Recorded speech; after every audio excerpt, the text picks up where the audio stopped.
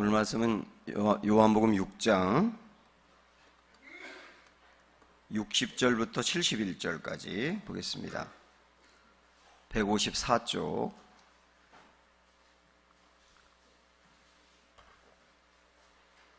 요한복음 6장 60절부터 71절 말씀.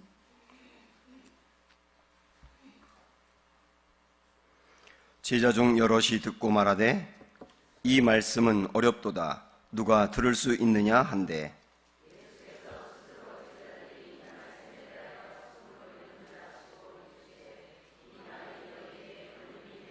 그러면 너희는 인자가 이전에 있던 곳으로 올라가는 것을 본다면 어떻게 하겠느냐?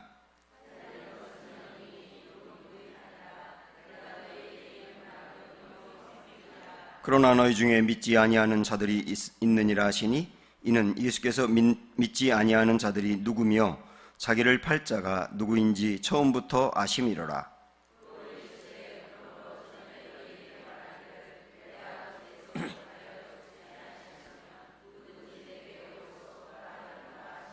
그때부터 그의 제자 중에서 많은 사람이 떠나가고 다시 그와 함께 다니지 아니하더라. 시몬 베드로가 대답하되 주여 영생의 말씀이 주께 있사오니 우리가 누구에게로 가오리이까?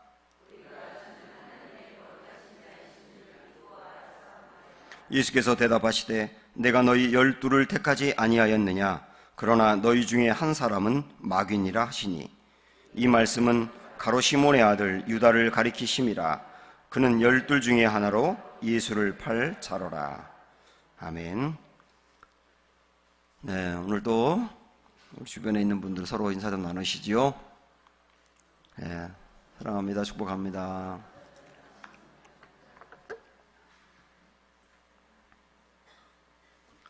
위대한 고백을 하다 이런 제목입니다. 이 요한복음 6장에는 우리가 너무나 잘 알고 있는 오병이어의 기적이 나와 있습니다. 이 놀라운 기적이 일어난 다음에 사람들은 예수님에게 완전히 열광하게 되고요. 그리고 예수님을 임금으로 삼으려고 합니다. 우리 주님은 얼른 산으로 도망을 가시고 조금 후에 제자들을 이제 바다 건너로 가라고 말씀하세요. 그리고 우리 주님은 그 이후에 밤에 물 위를 걸어서 제자들까지 가는 장면을 여러분 아시죠? 근데 그 다음 날에 예수님이 오병이어 기적 일으킨 것을 보고 열광했던 그 사람들이 또 그곳으로 옵니다. 근데 왔는데 제자들도 없고 예수님도 없고 배들도 없는 걸 보니까 분명히 바다 건너로 가셨다는 생각이 들어서 그들도 배를 타고 예수님을 찾아가요. 그리고 예수님을 만납니다. 여러분 그걸 보세요. 이 사람들이 얼마나 예수님을 좋아하는지, 얼마나 예수님에게 열광했는지. 그런데 이 6장의 말씀을 쭉 읽다 보면 이제 오늘 우리가 읽었던 본문에 와서 깜짝 놀랄 일이 일어나요. 66절을 한번 보십시오. 시작. 그때부터 그의 제자 중에 많은 사람이 떠나가고 다시 그와 함께 다니지 아니하더라. 그러니까 예수님께 찾아온 사람이 굉장히 많았거든요. 예수님 굉장히 좋아했거든요. 그런데 많은 사람이 주님을 떠났다는 겁니다. 그리고 다시는 주님과 함께 하지 않았다. 여기서 말하는 제자들이라고 표현했는데 이 12제자를 말하는 것은 아니고요. 예수님을 따랐던 제자들은 그 외에도 굉장히 많았거든요. 그런데 그냥 일반적인 무리 정도가 아니라 예수님을 작정하고 따르려고 했던 제자들조차도 상당수가 떠나갔다는 겁니다. 자, 이 말씀을 가만히 생각을 해보면 우리 중에서도 한때 주님을 상당히 잘 믿었는데 그리고 교회에서 헌신하고 예수님이 굉장히 좋다 그러고 따랐던 신앙인이었는데 떠나갈 수도 있다는 얘기 아닙니까? 실질적으로 우리 주변에 보면 그렇게 믿었던 사람 중에 지금은 교회를 떠나 있는 사람도 있잖아요. 적지 않잖아요. 그러면 왜 신앙생활을 나름 잘하다가 주님을 잘 따르다가 넘어져서 떠나느냐는 거예요. 뭐 이유가 여러 가지 있을 수 있지만 오늘 본문 말씀에 국한해서 굉장히 중요한 이유를 한번 찾아보려고 합니다. 왜 떠났을까? 우리 예수님이 하신 말씀 때문에 떠난 거예요. 뭐 때문에 떠났다고요? 예수님이 말씀 때문에 떠났다고요. 아니, 예수님 말씀 때문에 예수님을 떠났다? 무슨 말씀을 하셨는데? 이 6장에 있는 말씀이 상당히 길지 않습니까? 71절까지 있으니까. 그 예수님이 상당히 긴 말씀을 예수님을 찾아온 사람들에게 하셨거든요. 그 말씀을 제가 아주 간단하게 압축해서 요약할게요. 주님이 이렇게 그 사람들에게 말씀한 겁니다. 당신들이 또 나를 찾아왔군요. 우리 성경에 보면 다 우리 예수님 반말했잖아요. 근데 우리 예수님이 실질적으로 반말 안 하셨을 거예요. 존댓말 하셨을 거예요. 당신들이 또 나를 찾아왔군요. 나를 찾아온 이유가 뭔지 저는 알겠습니다. 내가 여러분들에게 먹을 것을 주어서 찾아온 거지요. 또 나를 찾아온 이유도 먹을 것 때문이지요. 물론 저는 여러분에게 먹을 것 줄 수 있습니다. 그리고 또 줍니다. 그러나 제가 여러분에게 주려고 하는 가장 중요한 궁극적인 것은 먹을 게 아닙니다. 제가 여러분에게 주려고 하는 것은 영적인 생명의 양식입니다. 그게 영생과 구원입니다. 여러분이 저를 따르려면 육신을 배부르게 하는 그 양식 때문이 아니라 우리 영혼을 배부르게 하는 생명의 양식을 위해서 저를 따르십시오. 주님이 그렇게 말씀하신 거예요. 근데 그 말을 듣고 상당수가 떠났다니까요. 여러분, 이 말씀 잘 한번 생각을 해보십시오. 이런 거 갖고 떠나지? 이렇게 생각할지 모르지만은 실질적인 우리의 삶 하나하나 속으로 들어가면 이런 문제로 떠나갑니다. 많이. 그러면 우리가 육신의 이 육신의 떡이라고 하는 것은 단지 먹고 사는 문제만이 아니고 이 땅에서 살아가기에 필요한 육적인 모든 필요를 말하는 겁니다. 그러면 그런 것을 하나님께 구하는 것은 잘못된 기도인가요? 이런 질문이 나올 수 있잖아요. 잘못된 기도 아니에요. 왜냐하면 우리 예수님은 이 땅에서 3년 동안 그 공생의 사역을 하실 때 3년 중에 거의 3분의 1은 사람들의 병을 고치는 데 쓰셨거든요. 이 사람들의 병을 고쳤다는 말은 그들이 살아가는데 필요를 주셨다는 말이기도 해요. 다시 말하면 오늘 본문의 말씀으로 이야기하면 육신의 떡을 주셨단 말이에요. 그래서 이런 걸 구하는 게 잘못된 것은 절대 아닙니다. 그러나 예수님이 이들에게 궁극적으로 주려고 하는 것은 육신의 떡은 아니었던 거예요. 그럼 육신의 떡을 준 건 뭐냐? 육신의 떡을 받으면, 다시 말하면 물질의 문제가 해결되고 건강의 문제가 해결되고 그들이 안고 있던 어떤 그 소망이 이루어지고, 그러면 그 일을 통하여서 예수님이 누구신지를 보여주는 거예요. 그렇지 않습니까? 생판 예수님을 모르는 사람들에게 그건 내가 하나님이다, 내가 그리스도다, 나를 믿어라, 그러면 안 믿을 거 아니에요. 그러니까 어떤 기적이라든지 그들의 필요를 채워줌으로 인해서 마음을 연 다음에 예수님이 누구신지를 알려준 거예요. 그래서 요한복음에 나오는 그 기적이 7개가 있는데 요한복음에서는 기적을 기적이라고 말하지 않고요, 영어로 사인, 표적이라고 말을 해요. 기적과 표적은 뭐냐면, 기적은 그 놀라운 일 자체를 말하지만은 표적은 기적이 의미하는 걸 얘기하는 거예요. 그래서 우리 예수님이 물을 포도주로 만든 사건이 요한복음 2장에 있지 않습니까? 그 사건을 통하여서 포도주는 기쁨을 상징하는데 유대교는 기쁨을 잃어버렸지만 진정한 기쁨은 내가 준다, 기쁨을 주는 예수님을 보여주는 게 포도주 사건이라고 해요. 오병이어의 오늘 이 사건은 뭐냐면 이 육신의 그 필요를 채워줌으로 인하여 그것으로 끝난 것이 아니고 나는 너희들에게 진정한 영적인 필요를 채워주는 생명의 떡이 된다, 이걸 보여주는 거란 말이죠. 그래서 그런 내 어떤 개인의 문제가 기도함으로 해결되는 것을 통하여 여러분이 반드시 그 다음에 붙들어야 될 것은 뭐냐면, 와, 우리 예수님이 이러신 분이군요, 예수님이 하나님이시군요, 예수님이 그리스도이시군요. 그걸 일단 아는 게 중요하고요, 알았기 때문에 그 다음에 예수님을 믿는 게 두 번째고, 믿고 난 다음에 내 인생 그분께 맡기고 온전히 신뢰하는 거예요. 이 단계까지 가라고 주님이 기적을 베풀어 주시고 우리 육신의 문제를 해결해 주시는 겁니다. 만약에 우리 하나님이, 우리 예수님이 우리의 육신의 필요를 채워주는 것이 이 땅에 오신 목적이었다면 우리 주님은 아침부터 밤까지 늘 그 일만 하셨을 거예요. 사람 고치고 문제 해결해주고. 근데 우리 주님은 그 일을 하다가 사람들이 내 병을 고쳐달라고 잔뜩 모여있는데 내가 이 일을 위해서 온 것은 아니다 그러면서 전도하러 가시잖아요.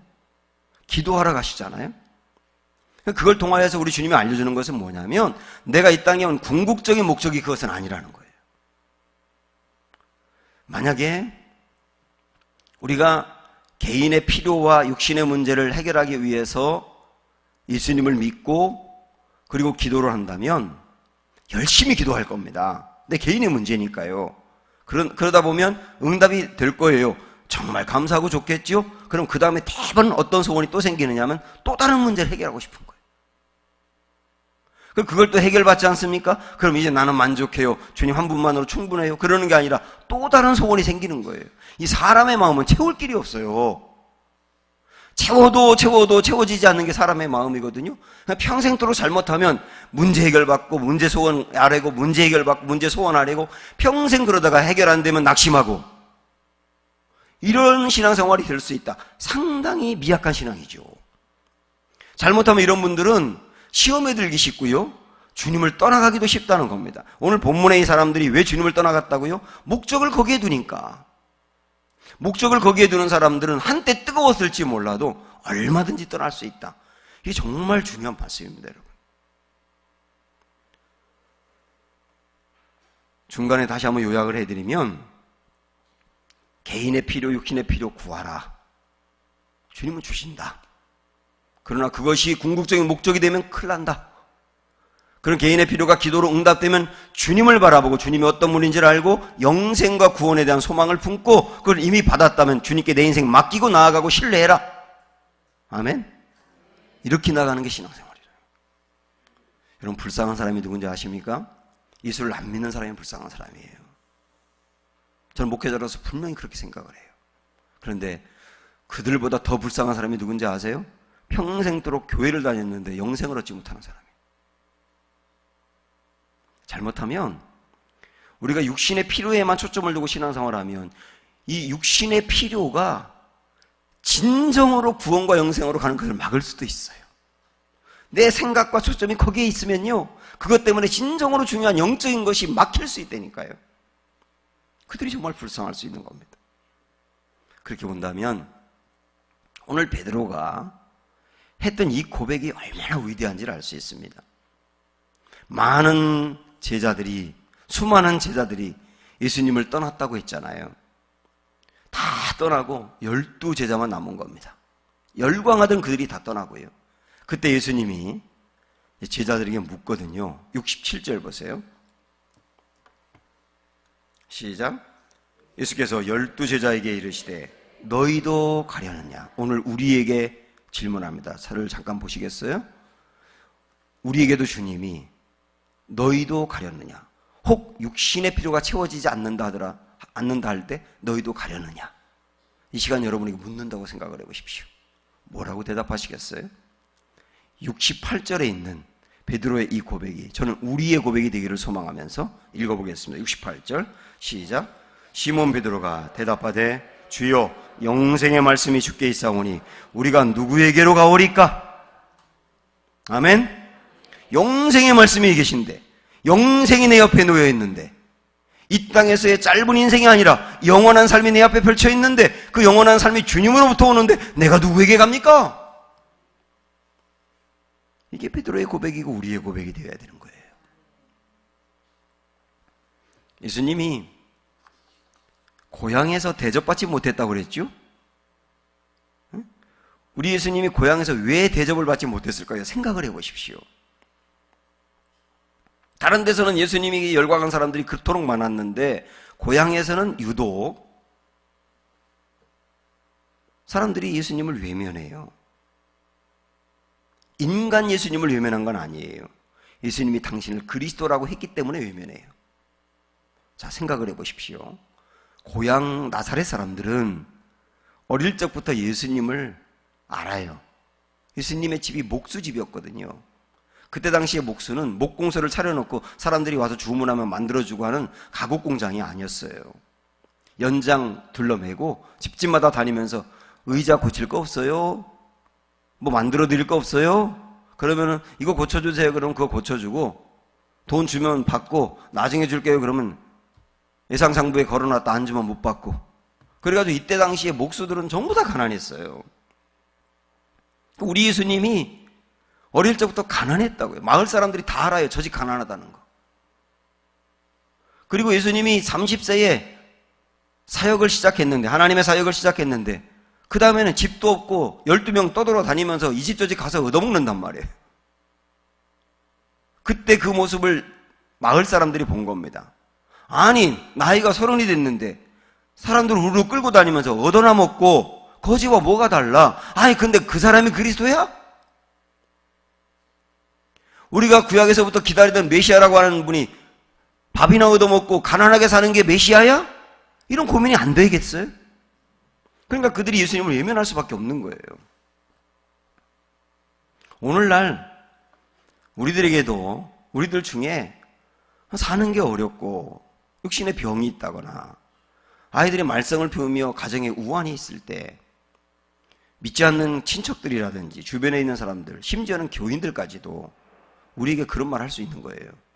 아니, 그렇게 열심히 다니는데, 교회를 열심히 다니는데 당신이 하나님 없나 봐. 아니, 그렇게 열심히 다니는데 이렇게 어렵게 살아? 그러면 그런 말을 들으면 아유, 내가 하나님의 영광을 가리나 보다. 그래서 위축한다고. 가뜩이나 사는 것도 어려운데 그런 말 들으면 영광을 가리는 것 같아서 더 힘들어요. 근데 여러분 분명히 아세요. 신앙생활 열심히 하면 다 부유해야 되는 건 아니잖아요. 어렵게 사는 게 다 죄를 져서 어렵게 사는 건 아니잖아요. 어렵게 살 수도 있잖아요. 병에 들 수도 있는 거잖아요. 그게 꼭 기도를 안 해서 그런 건 아니잖아요. 가정에 시험이 들 수도 있는 거고 우환이 생길 수도 있는 거잖아요. 아니, 우리 주님도 그렇게 사셨잖아요. 그러면 그렇게 사는 게 꼭 실패입니까? 영광을 가리는 겁니까? 아니잖아요. 근데 우리는 왜 이렇게 위축되어 있습니까? 사람들이 아니, 교회 생활 그렇게 열심히 하는데 이렇게 어려워요. 이렇게 말하면 조금만 기다리면 나아질 거예요. 그렇게 말할 수도 있어요. 그리고 진짜 나아질 수도 있고요. 근데 우리가 그렇게 대답하는 것보단 이렇게 대답하는 게 어떨까요? 예, 사는 게 힘들어요. 그래도 저는 당신과 추구하는 게 달라요.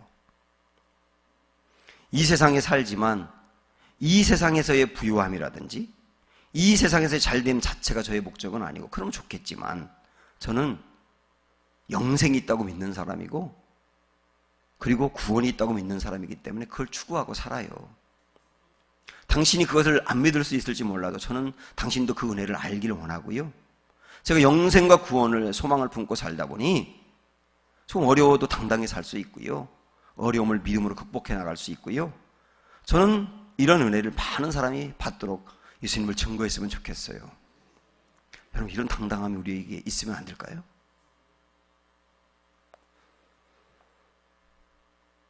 주님이 우리에게 다시 한번 물으실 때 너희도 가려느냐? 시험을 당할 때 너희도 떠나려느냐? 어려움을 당할 때 너희도 나를 버리고 가려느냐? 그럴 때 주여, 영생의 말씀이 우리에게 있사오니 우리가 누구에게 가오리까? 이 위대한 고백이 우리 안에 충만하기를 축복합니다. 우리 예수님은 오늘 말씀을 통하여서 예수님이 궁극적으로 이 땅에 오신 목적이 무엇인지를 분명히 말씀해 주셨고, 그 다음에 하나 더 말씀하셨어요. 그러면 이 영생과 구원을 어떻게 얻나요? 그걸 어떻게 얻을 수 있지요? 그걸 또 말씀해 주셨어요. 우리 주님이 분명히 전제하신 것은 뭐냐면, 내가 영생과 구원을 얻는 것은 나 스스로의 능력으로는 절대 안 된다. 사람은 스스로 깨닫지도 못하고 구원을 받을 만한 공로를 쌓은 것도 아니고 구원을 받을 만한 능력이 있는 것도 아니다. 사람으로서는 전혀 길이 없다. 그럼 어떻게 해야 되는데요? 그때 65절의 말씀이 중요한 거예요. 65절 시작. 또 이르시되 그러므로 전에 너희에게 말하기를 내 아버지께서 오게 하여 주지 아니하시면 누구든지 내게 올 수 없다 하였노라. 우리가 그럼 어떻게 아버지께로 간다는 말은 영생과 구원의 길로 들어간다는 얘기인데, 영생과 구원의 길로 들어가는 것은 어떻게 가능하다고요? 아버지께서 오게 하셔야 된다. 아버지께서 부르시고 우리를 끌고 예수님을 믿도록 인도해 주시지 않으면 영생의 길을 갈 수가 없다. 전적으로 내게 능력이 없고 주님에게만 모든 게 있다. 그 얘기 아닙니까? 그렇게 생각을 해보니까 이게 보통 은혜가 아닙니다. 왜냐하면 우리 예수님이 유대 땅에 오셨는데 유대인들도 예수님을 영접하지 않았잖아요. 그런데 지금 우리는 영생과 구원을 확신하고 구원받은 백성이지 않습니까? 그리고 어떤 사람은 아직 이 구원의 확신이 흔들릴 수 있을지 몰라도 새벽에 여기까지 나와서 앉아있다는 것은 이게 보통 일이 아니거든요. 그럼 우리는 알 수 있어요. 야, 우리가 어떻게 구원과 영생을 얻었는가? 유대인들도 얻지 못한 그 구원을 우리가 어떻게 얻었는가? 아버지께서 나를 불러서 예수님께로 끌고 왔고 예수님께 나아가게 했고 마음을 열어 믿게 했기 때문에 내가 예수님 믿은 게 아니냐? 이 은혜를 내가 받았다고 생각하면 여러분 기쁘지 않으세요? 감격스럽지 않으세요? 나로서는 자격이 하나도 없는데 주님이 나를 끌고 왔으니. 그리고 여러분 이 말씀도 하셔야 돼요. 37절부터 40절 보십시오. 37절부터 40절 시작. 아버지께서 내게 주시는 자는 다 내게로 올 것이요 내게 오는 자는 내가 어떻게 한다고요? 결코 내쫓지 아니하리라. 나를 보내신 이의 뜻은 내게 주신 자 중에 내게 하나도 잃어버리지 아니하고 마지막 날에 다시 살리는 이것이니라. 그 다음에 40절에 내 아버지의 뜻은 아들을 보고 믿는 자마다 영생을 얻는 이것이니 마지막 날에 내가 이를 다시 살리리라 하시니라. 아멘. 우리 주님 하신 말씀이 뭐냐면 아버지께서 내게 주시는 자를 내가 절대로 잃어버리지 않는다. 그리고 내쫓지 않는다. 우리 예수님께로 와서 마음을 열어 예수님을 영접한 그 사람을 우리 예수님은 절대로 영원토록 버리지 않는다. 인도해 간다. 이 주님의 말씀이잖아요. 우리 예수님을 받아들여 구원받은 백성이 영원토록 그럴 거예요. 사랑하는 여러분, 이 확신이 내게 있는 것을 정말 감사하시기 바라고, 기뻐하시기 바라고, 이것 때문에 당당하시기 바라고, 담대하시기 바라고, 육신의 문제로 흔들리지 마시길 바라고, 내 문제 주님께 맡기고 담대하게 나아갈 수 있는 은혜가 있기를 주님의 이름으로 축원합니다. 주님 한 분만으로 나는 만족해. 함께 찬양 부르겠습니다.